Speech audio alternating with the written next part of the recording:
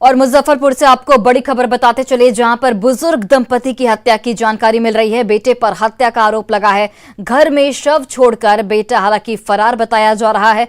Police फिलहाल इस पूरे मामले की छानबीन में जुट गई है। सरैया के गोपी धनवतपुर की यह पूरी घटना, हालांकि मृतक की पहचान जयमंगल ओझा और उनकी पत्नी उर्मिला देवी के रूप में हुई है।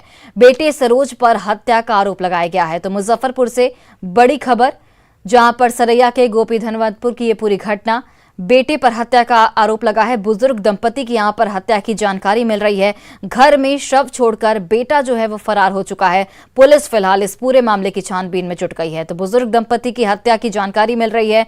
बेटे पर ही हत्या का आरोप लगा है और बेटा इस वक्त फरार बताया जा रहा है। शव घर में छोड़कर बेटा फरार हो चुका है, जिसकी तलाश में पुलिस फिलहाल जुटी हुई है। इस खबर पर ज्यादा जानकारी के साथ हमारे सहयोगी प्रियांक सौरभ जुटे हुए हैं। प्रियांक, क्या कुछ अपडेट इस पूरे मामले को लेकर? जी, फिलहाल तो दोनों दंपति के शव को जो है पोस्टमार्टम के लिए भेज दिया गया है, लेकिन जिस तरीके से अचानक उनके घर में दोनों लाश मिली, तो ये सबसे पहले सवाल आखिर इनकी हत्या कैसे हुई। स्थानीय लोग बताने लगे कि बार बार इनका झगड़ा होता था। बेटा जो है इनका बाहर काम करता था, जब भी आता था तो बात बात पे अपने पिता और माता से झगड़ा करता था और इसी दौरान उसने अपने माता पिता की हत्या कर दी है। प्रियांक, क्या पड़ोसियों से ये पता चल पाया है कि झगड़ा किस बात पर होता था? क्या कोई पारिवारिक कलह पहले से थी? जी, ये तो अभी तक क्लियर नहीं हो पाया है कि झगड़ा की वजह क्या होती थी, लेकिन पड़ोसी जो है वो अक्सर बताते थे कि जब भी वो काम से लौटता था अपने माता पिता से खूब झगड़ा करता था। ये भी कहा जाता था पैसे की लेन देन के लिए, पैसे की मांग के लिए, जमीन विवाद, तमाम तरह की जो है वो बातें कही जा रही थी। तो यही बात है कि वहां पे लगातार झगड़ा वो लोग अपने माता पिता से वो करता था और इसी दौरान उसने अपने माता पिता की हत्या भी कर दी। अब पुलिस भी इसी बिंदुओं पर आगे काम कर रही है। पुलिस की कार्रवाई कहां तक पहुंची है प्रियांक? क्या कोई मोबाइल लोकेशन का पता चल पाया है कि आखिर जो आरोपी है वो कहां फरार हुआ है? जी, उसको खोजने की कोशिश की जा रही है। वह अभी फरार है और जहां वह काम करता है या फिर अन्य जगहों पर जहां उसका आना जाना है, तो पुलिस इन तमाम जगहों पर उसे पड़ताल कर रही है और फिलहाल सबको पोस्टमार्टम के लिए भेज दिया गया है। दूसरी तरफ वह जांच में लगी हुई है। चलिए, बहुत बहुत धन्यवाद प्रियांक तमाम जानकारियों के लिए। और बिहार में धर्मांतरण का मुद्दा इन दिनों सुर्खियों में है, और ऐसा इसलिए है क्योंकि धर्मांतरण को लेकर प्रदेश में बड़ा खेल चल रहा है। गरीब, मासूम, वंचित और कम पढ़े लिखे लोगों को लालच देकर उनका ब्रेन वॉश किया जा रहा है ताकि वो अपना मूल धर्म छोड़कर ईसाई धर्म को स्वीकार कर ले। धर्मांतरण का ये मुद्दा सियासी हलकों में भी हलचल इस वक्त मचाने लगा है। इस रिपोर्ट को देखिए।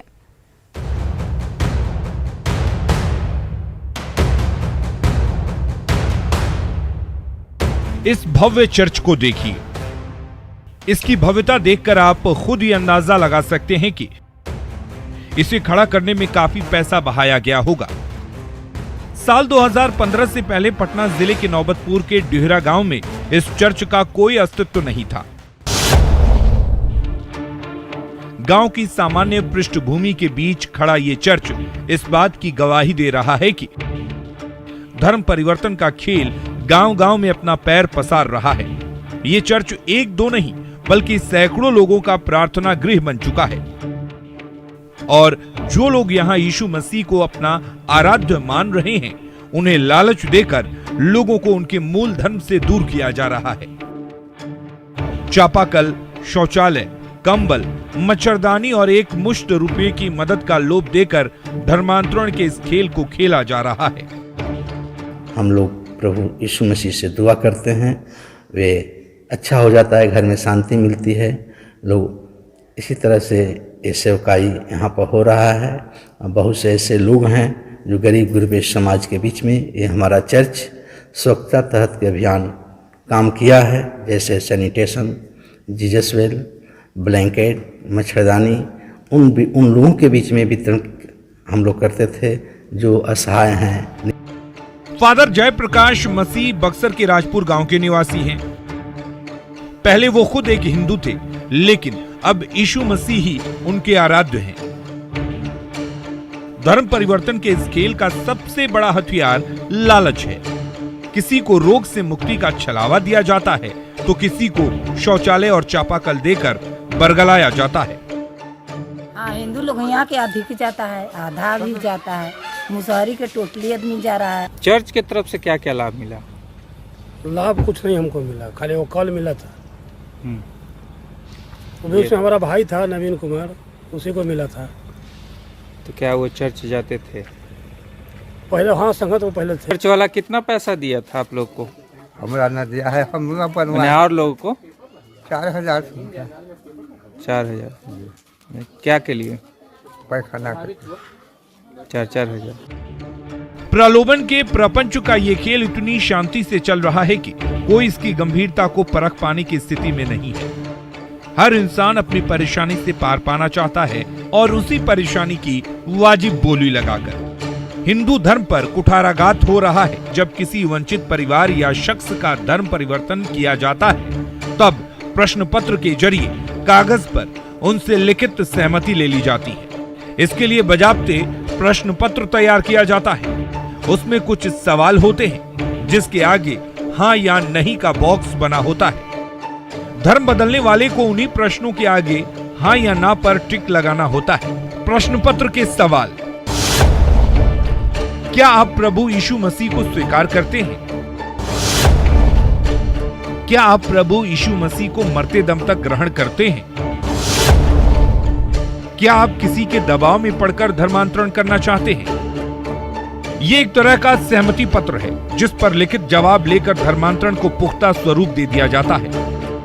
गांव में चर्च खुल रहे हैं, लोग बड़े पैमाने पर संडे को प्रेयर करने पहुंच रहे हैं, लेकिन सरकार इसे असल मुद्दा नहीं मानती है।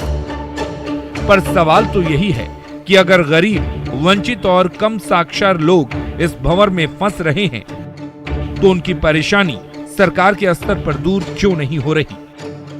धर्म इंसान की आत्मा है। अगर प्रलोभन देकर उसकी बोली लग रही है, तो जाहिर है सरकार उन्हें मूलभूत सुविधाएं देने में विफल है।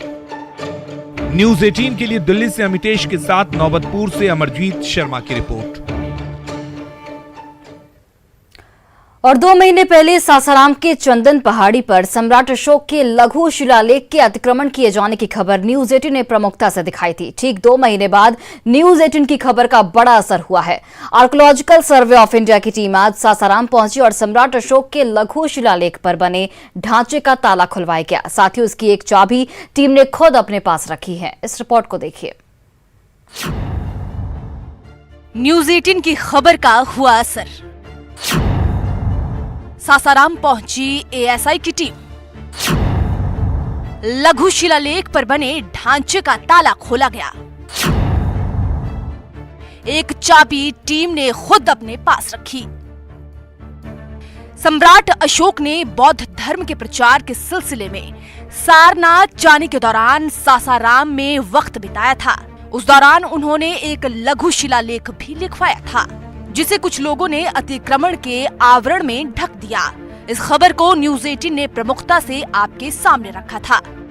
सबसे बड़ी बात है कि इस पहाड़ के ऊपर सम्राट अशोक का लघु शिलालेख है और मैं आपको वह दिखाने लाया हूँ कि अब जो लघु शिलालेख है उसका जो प्रारूप है वो लगभग बदल दिया गया है। आप तस्वीरों में देख सकते हैं।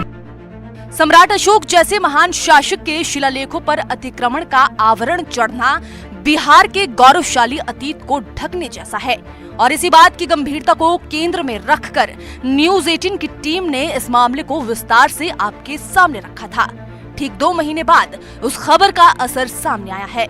आर्कियोलॉजिस्ट सर्वे की टीम आज सासाराम पहुंची और सम्राट अशोक के लघु शिलालेख पर बने ढांचे का ताला खुलवाया गया। साथ ही उसकी एक चाबी टीम ने खुद अपने पास रखी है। सासाराम के चंदन पहाड़ी पर पहुंची एएसआई की टीम ने मजार का जायजा लिया। इस दौरान सालों से बंद सम्राट अशोक के लघु शिलालेख का ताला खुलवाया गया। जायजे के बाद आर्कियोलॉजिस्ट सर्वे की टीम ने खुद अपने पास एक चाबी रखी है और एक चाबी स्थानीय मजार कमेटी को सौंपी गई है। मकसद साफ है कि सम्राट अशोक के 2300 साल पुराने शिलालेख का अस्तित्व मजार के कब्जे में आकर धूमिल न हो। न्यूज़ 18 के लिए सासाराम से अजीत कुमार की रिपोर्ट। और फिलहाल इस बुलेटिन में बस इतना ही। आप देखते रहिए न्यूज़ 18 बिहार झारखंड।